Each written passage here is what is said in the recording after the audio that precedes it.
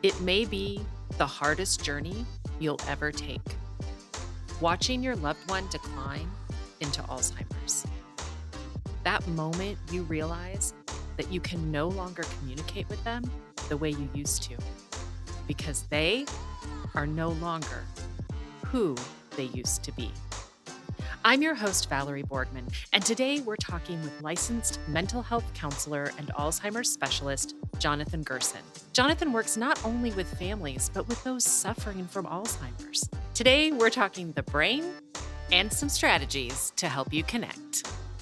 Really, every time you meet with them is different. Even with my partner Ernesto, we'd say we're going to the opera tonight, and he'd just forget, he forgot what an opera was, and he was an opera executive.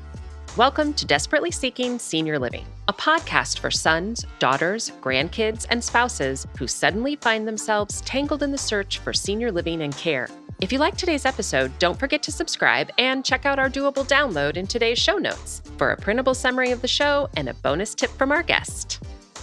You're listening to our doable tips, short answers to your questions. Don't see your question listed? Send us a note. Then don't forget to subscribe so you never miss an answer.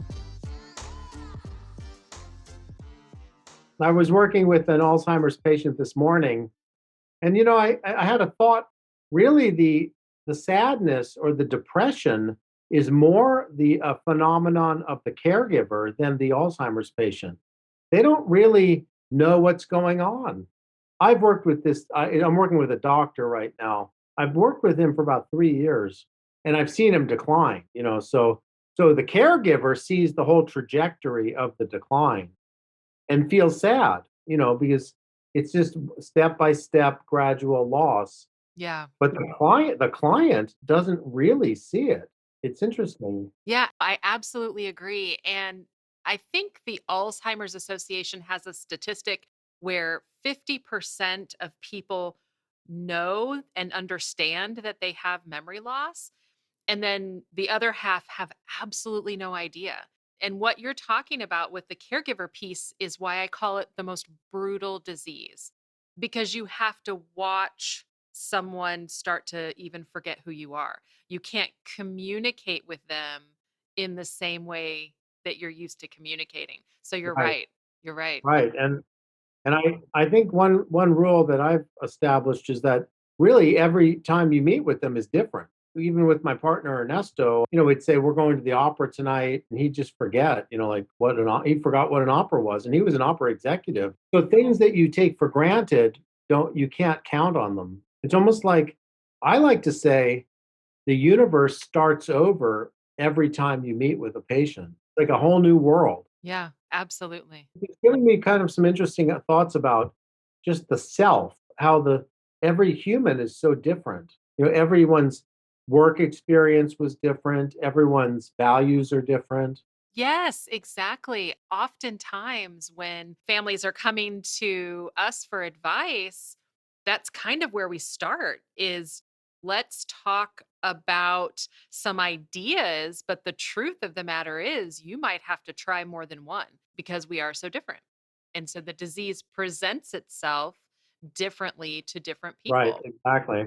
That's actually why I really love the work that you're doing with Dream REM. And I know we're going to talk about that because it's all about making those connections. Yes, exactly. That's exactly right. And that's what's so important as those things are being lost is how to get that connection back. Yeah, yeah. So tell us a little bit about Dream REM and what that is exactly.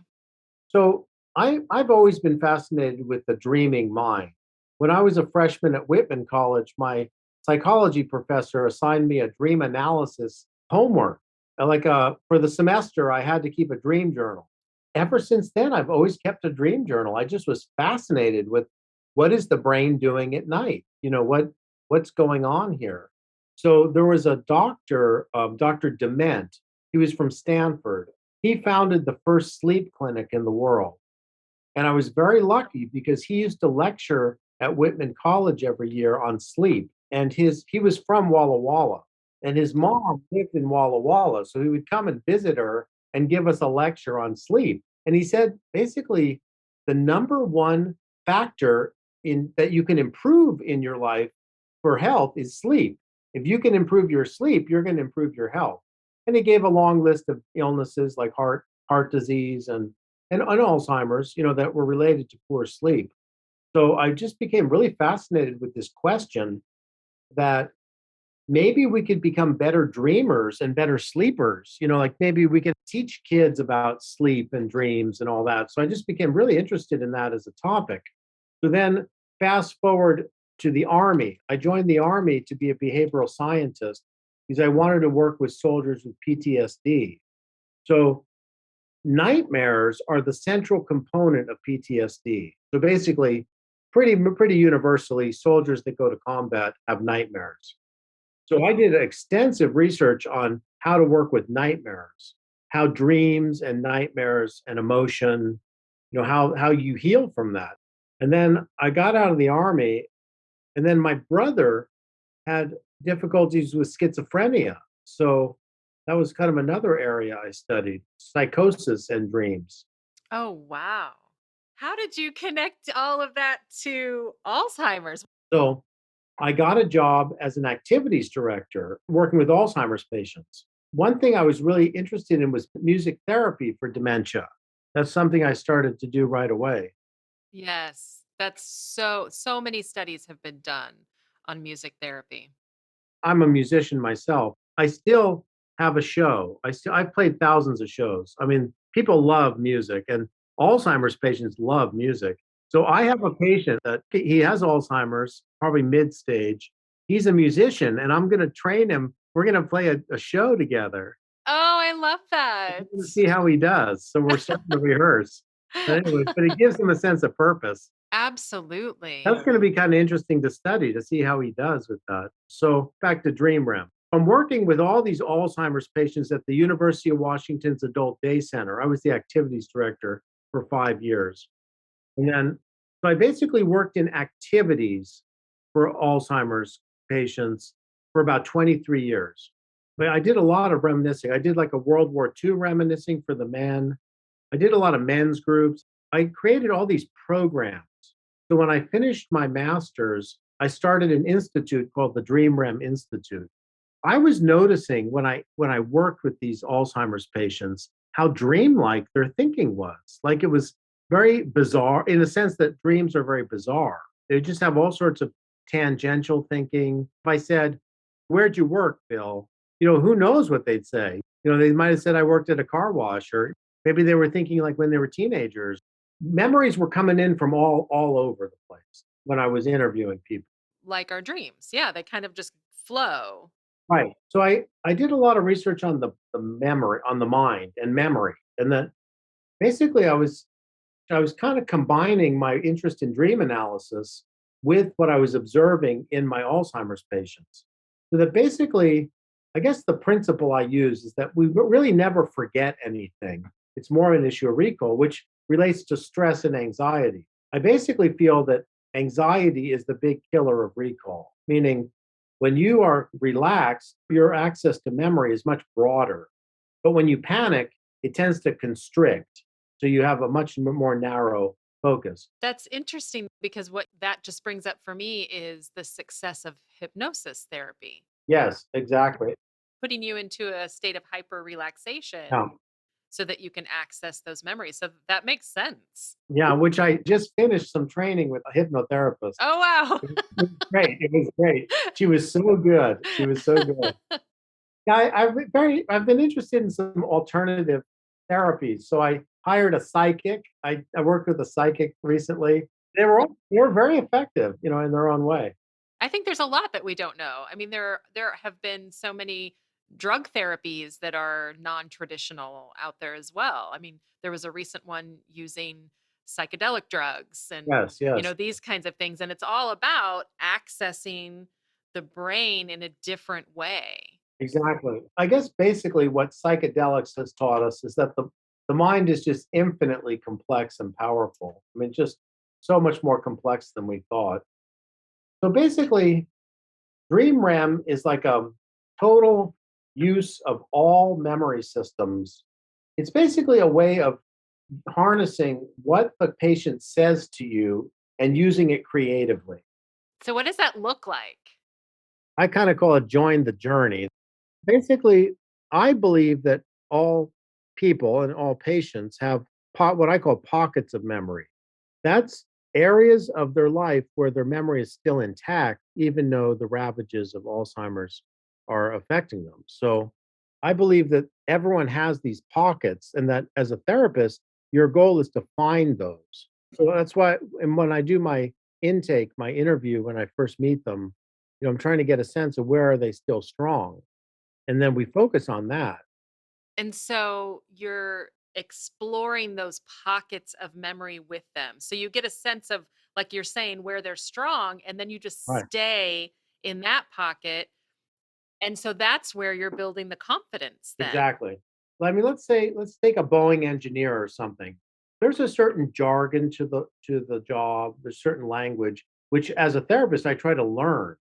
Like when I was at the University of Washington, the Adult Day Center, like we had a lot of professors, so I would read their PhD thesis, because a lot of times that's what they were talking about. I guess one of my principles is the more you know, the better the therapy. I try to learn like 100 things about my patient. I want to learn as much as I can, because then the bizarre stuff that comes up as they progress is more understandable. So if someone says my roller skates, well, they might be going back to their childhood, when they roller skated.